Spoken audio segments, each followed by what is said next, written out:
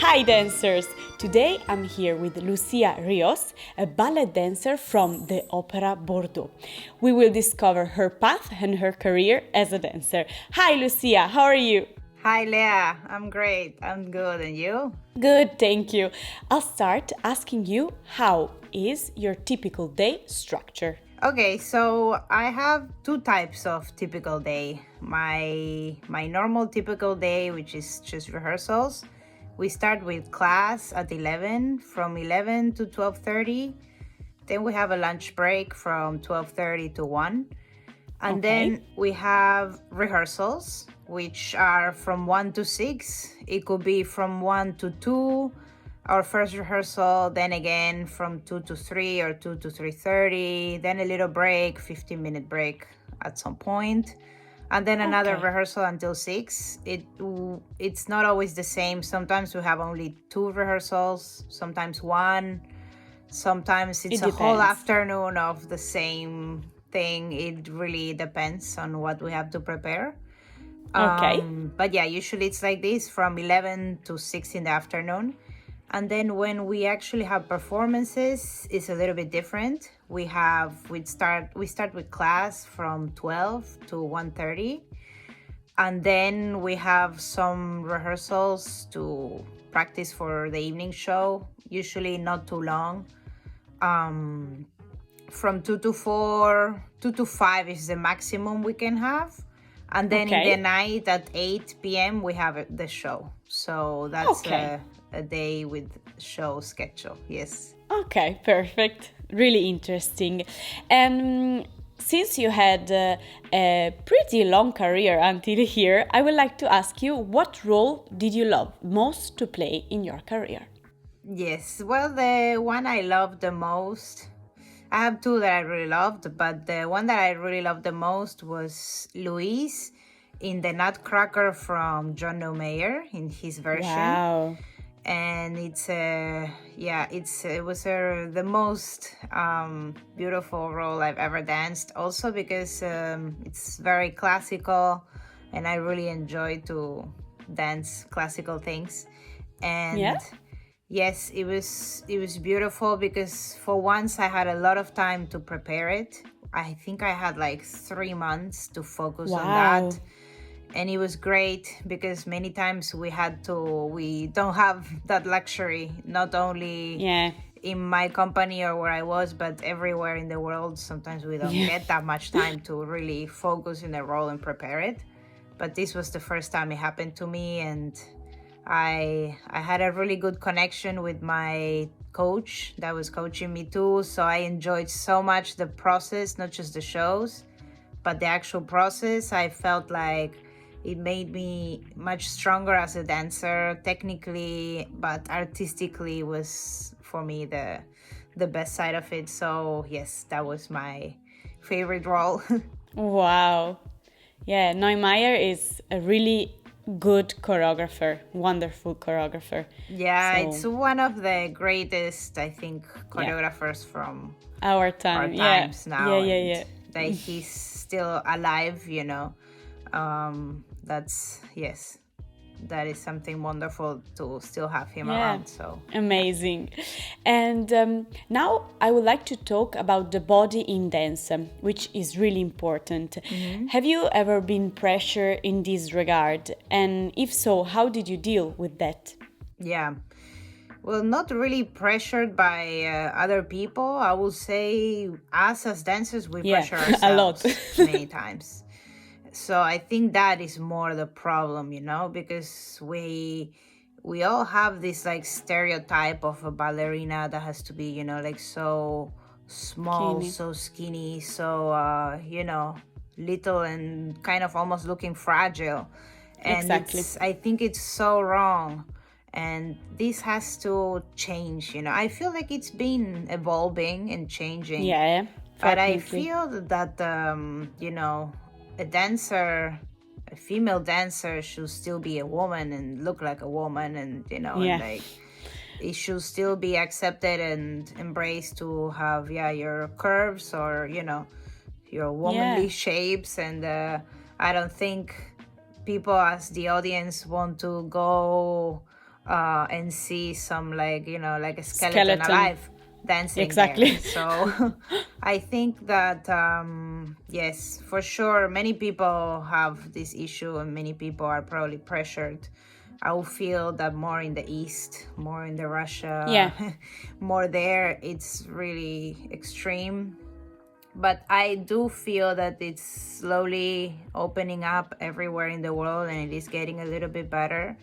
That stronger ballerinas are needed now, and yes, you can't dance, you can't deliver, you can't do what you have to do if you are looking like that as well. You know what I Exactly. mean? Nowadays there's choreographers that are so demanding, like the things they create is just so demanding from your body that there's physically no way you'll be able to dance those things If you're a skeleton. if Yeah. you are in that state. Yes.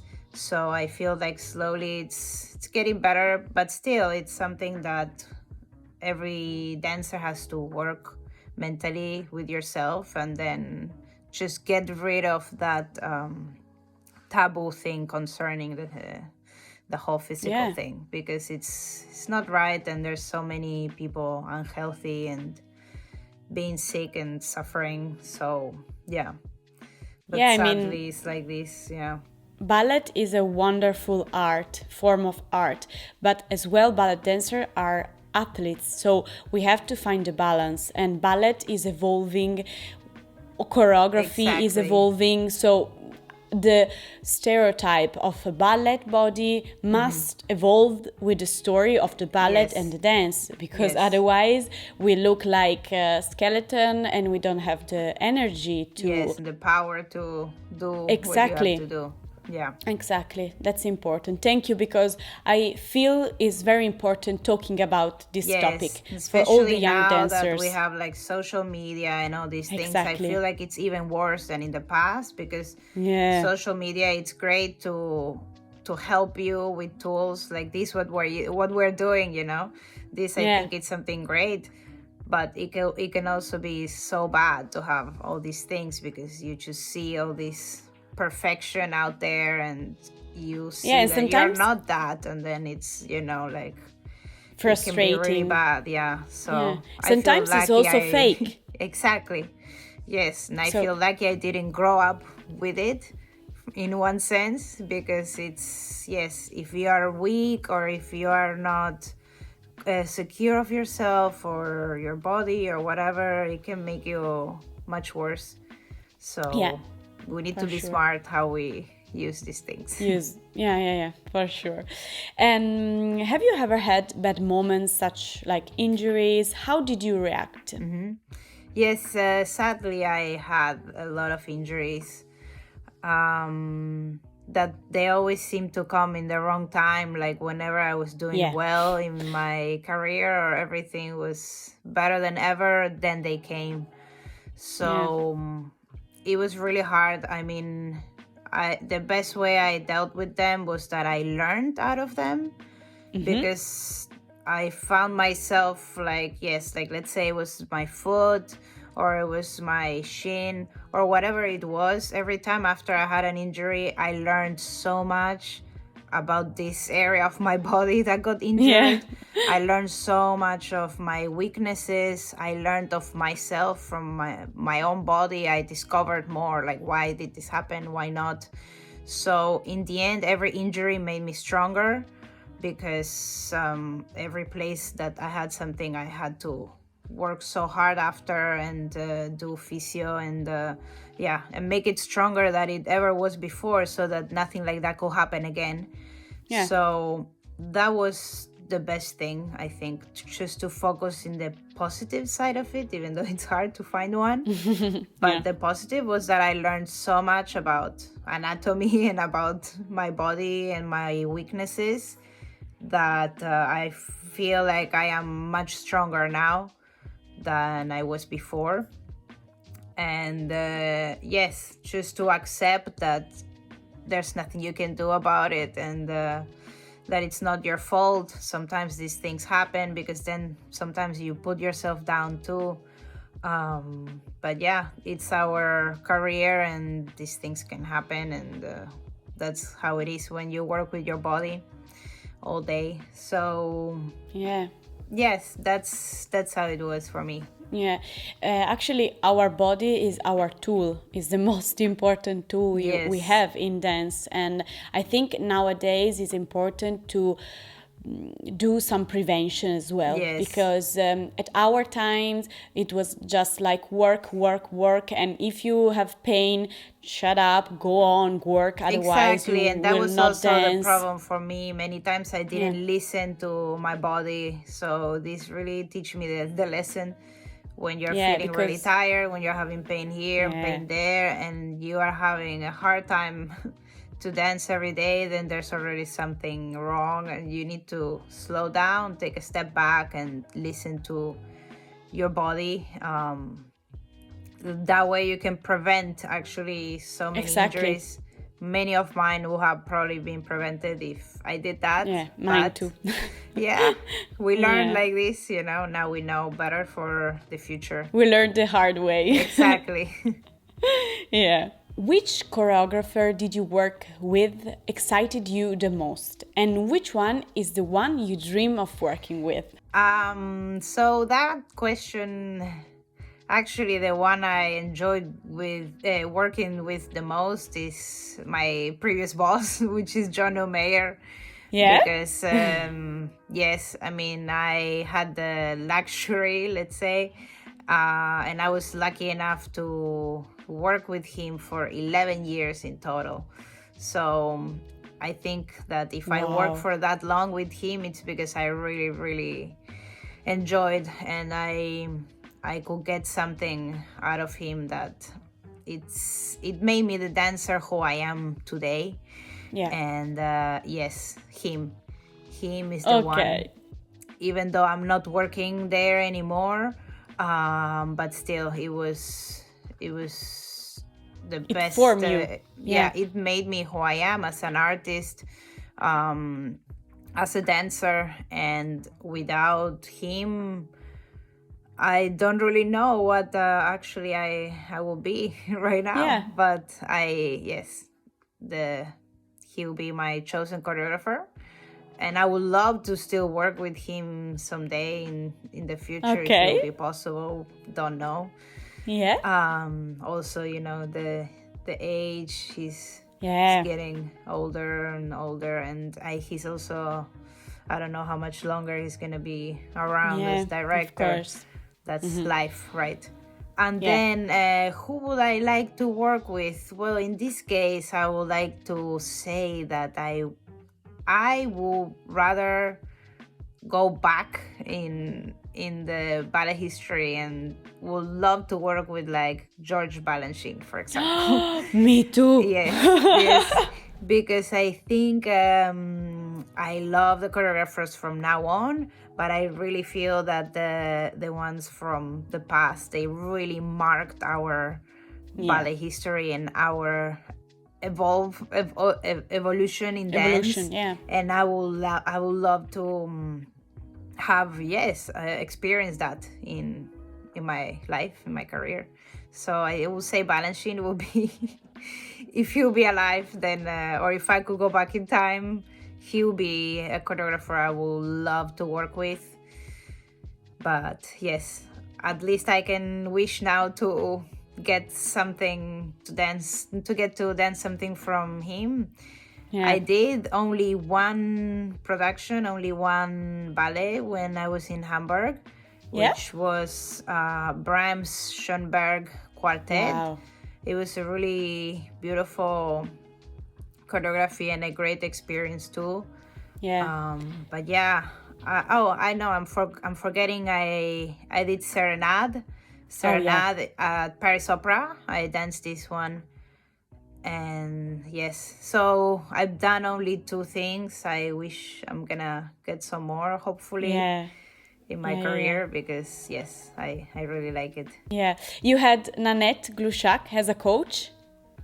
No, no. No? For Okay. in Hamburg we had Maria Yeah. Cagliari, and she was really nice. She was not just a coach for the steps, like she even did my hair, Wow. Yeah, my because makeup. Yes, yeah, it it's was a everything. whole. It was Yeah. everything. Yes, it was the way to dance it, not just technically, my face. It was a really special work that I keep in my heart. It was very nice. Yeah, Yeah. I mean, Balanchine cared a lot about also the aesthetic and how Exactly. his ballerinas looked like. Yes. I mean, he would give a different perfume to each dancer. So this, I think Yeah. it's It was amazing so on the because details of each yeah, each you see the ballerina. love and the choice he made for each single ballet dancer. You're Yeah. not just a number, you are his Exactly. choice. So Yes. I think it would have been amazing. Yes, I mean, and you can see it in his work. It's really projected. exactly. Yeah. Yeah. It's Amazing. beautiful. And now I would ask you, how did you experience the transition from being a ballet student to a professional ballet dancer, working in a company, getting a salary, getting paid to dance, actually? Yeah. Well, it was weird, a little bit strange. I was a student in Argentina, and then when I turned 14, I actually worked for 1 year with an Argentinian company. Yeah. So I actually became a professional already then when I was 14. But I was doing both things at the same time. I was still going to school, trying to go to school in the mornings or in the evenings, and then going to work the whole day in this company. That was just for 1 year, and then I decided that I really have to finish school and focus in school, and that's when I went to Hamburg and I left Argentina and I went to Hamburg Ballet School. So for me, it was like I kind of became a professional for a whole year. Then I went back to school for 2 years. Yeah, because you were so young. Yes, exactly. I went back to school for 2 years and then I started again. So when I actually started to work with 17, I already knew what How it's it like was. because I did it when I was younger. The only difference was that I was all by myself, living alone and paying my own bills and all these things. But I didn't, like many people actually ask me about this transition, but I don't know, I didn't really feel it so much. No, I didn't really feel it. First, I didn't really feel it because I already left my home country when I was 15. Yeah. So I was already on my own. That didn't really change. I was already on my own. So for me, the fact that I became a professional, it just changed that I have more responsibilities because you need to dance on stage and you need to, of course, be able to jump in, replace someone, which is like this at the beginning. That's mostly what you do. Yeah. And start to be a grown up by yourself. Yeah. Have responsibilities, and then that makes you grow up. So, but yeah, it didn't feel such a crazy transition. Change. It went smoothly.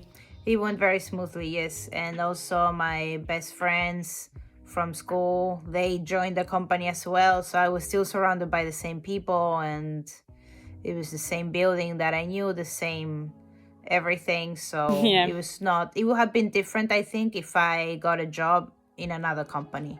Abroad with auditions, different.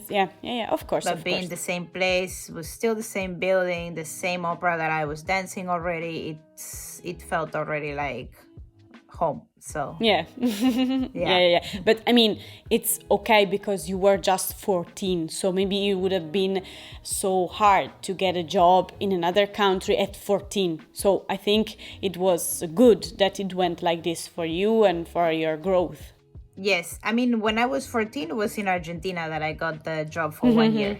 In Hamburg, I was 17. It was when I finished the school with 17. The school. Yeah. It's usually around that age, 17, 18, that we finish and then, find. Okay. And last question, we go a little bit back.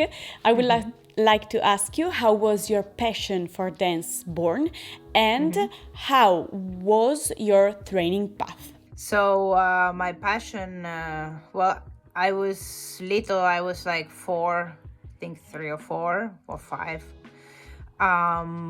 And I didn't really have a hobby. I had nothing, I was just like, yeah, doing nothing. And then my mother was like, I think we should find you a hobby. So I tried like ice skating, and it was really bad. I don't really remember, but I do remember being in a corner crying. Oh my And God. then we tried like acrobatics, and the same. I remember standing in these like sticks, that they make you walk, these things. I was standing there crying. So I couldn't really find anything to do as a hobby until she took me to a jazz class. Wow. Which was just like little children like playing around mainly. But this, I really liked it. So I was doing jazz. I did jazz since that age, just for fun. And then when I was 8, the jazz teacher told me like, oh, we also have like ballet classes here, so I give you one for free to try. So I was like, okay, sure, why not? And I tried the ballet class, and I liked it much more than jazz, So I was like, ooh, I like this. So Let's do it. eventually I was doing more ballet than jazz. And then, but I still thought it's just like a hobby or like a thing for fun, because that was what I was doing. That's why I started jazz. How did you start? And then my mother was like, but you know that you can also do this forever if you like. You can actually work for this. And I was like, how does that work? How can you work as doing this? This is just like a kids thing, So then we actually went to the theater in Argentina to watch a production, so that I will understand that you can actually work, And I was like, wow, like these are real life ballerinas, like working. They really get a salary and they live for this their whole lives. And I was like, I want to do that. I also want to dance forever. So that's how I started. Wow. Then eventually I changed schools, because this was just a small school in my neighborhood. Then I got into Teatro Colón school, which is the main school we have in Argentina. I started there with 10, and at the same time I was having my private school in the evenings. Okay. So double work. Yes. In the mornings I will go to the Teatro Colón school, which you start from 000. Like we follow also the Baganova method training of teaching. So you really start like, demi-plie in 16 counts. Kind of. The basics. The first years is really like that. So, but in the evenings I have my private teacher, which I was doing all of the advanced things with her. And with her, I will say that I learned the most. And with her, it's also the reason why I am the way I am, because I was very young and I was doing already really hard things that if you do as a kid, it's good because you don't think and you don't analyze, so you don't have fear for so many things. So she was really like my big teacher. But I think a combination of the two, of the really hard work in the mornings, really basic, and then in the evenings just doing hard advanced things. It was a very nice combination. So I had that, and then like I said before, when I was 14, I joined this company for 1 year, and when I was 15, I went to Hamburg. I did Hamburg Ballet School for 2 years, and then once I was 17, I started in the company. Oh, wow. And then you went to the Paris Opera Ballet, right? Yes. Then I went to Paris Opera Ballet. I didn't leave Hamburg because I was unhappy and I wanted to leave, or I was thinking it would be a nice thing to discover another company, because there's so many other companies out there. I didn't want to be forever in the same one. But I was not unhappy or anything. And then I suddenly saw that there was a audition for Paris Opera, and I had this little girl's dream that I think so many of us have, right? When we are young, we dream of Paris Opera. So it's like, I'm just gonna try it and see what happens, just for me, for fun, to tell myself I did it and I tried the it. audition. So I did the audition, and then they offered me a contract for one whole season. So I was like, super. I have to, I have to try it, and it's now or never if I really wanna be able to be in Paris Opera and to say I've been there in the company, I work there, then I have to go. So that's what I did. And after that, you went to when you went where you are now. Yes. So after that, I am where I am now, which is I am in Bordeaux, in the National Opera of Bordeaux. It's very close to Paris, actually. It's 2 hours by train. And this is my first season. I just started now in September, end of August, September. So yes, I'm brand new here in the company, and I'm really liking it so far. It's a smaller company than Paris Opera. And here I feel like I'm gonna have more possibilities to dance. Also because it's a smaller company. Yeah, so sometimes in the big companies we don't have much space to dance because their schedule of production is different. And you have so many people that have been there from before you, or you have so many different categories, and there's a lot of things like this. It's like bureaucracy. Exactly. A lot of bureaucracy sometimes, and hierarchy and all those things. Yeah, and at this point where I am now, I just really want to dance, and I don't want to. I think if I will be 20 or something around that, then I could say, okay, maybe I can still try in a huge company like company this that takes years to go up or something. But right now, no, I just really want to dance, and especially after the whole. I need to get back on stage. To go on stage, yes. So I'm happy to be here. Perfect. And I have a last question I would like to ask you. Which message would you like to send to the young dancers that are still searching their path in the world of dance? Well, I will say that you need to be really sure that this is what you want, because you need to be committed 100%, not 200% actually. Exactly. If you are not, if you're your not, whole it's life. Yes, everything goes around this, what we do, and you need to be really committed that this is what you want. And I think for me the most important is to never forget the reason why you started, to never forget the little you know, that where you came from. Exactly. And we started to have fun and just to dance and enjoy. There was no more than that. And so many dancers lose themselves as we are more professionals, and then it becomes about pressure or stress or technique, or I don't feel good enough, I don't feel like this, like that. And then people going on stage and there's nothing, you know. When we all had that, we all had this little kid that otherwise we wouldn't have started. So I think this is for me the most important thing, to don't forget the reasons why you do what you do, and to always remind yourself of that little excited kid you were, you know. So yeah. Amazing. Thank you so much. It was a real pleasure for me to have you here, and I'm sure our words will get to all the young dancers that are dreaming to be at your place. So thank you so much. Thank you, Leah. I had a great time. Thank you. Bye. Bye.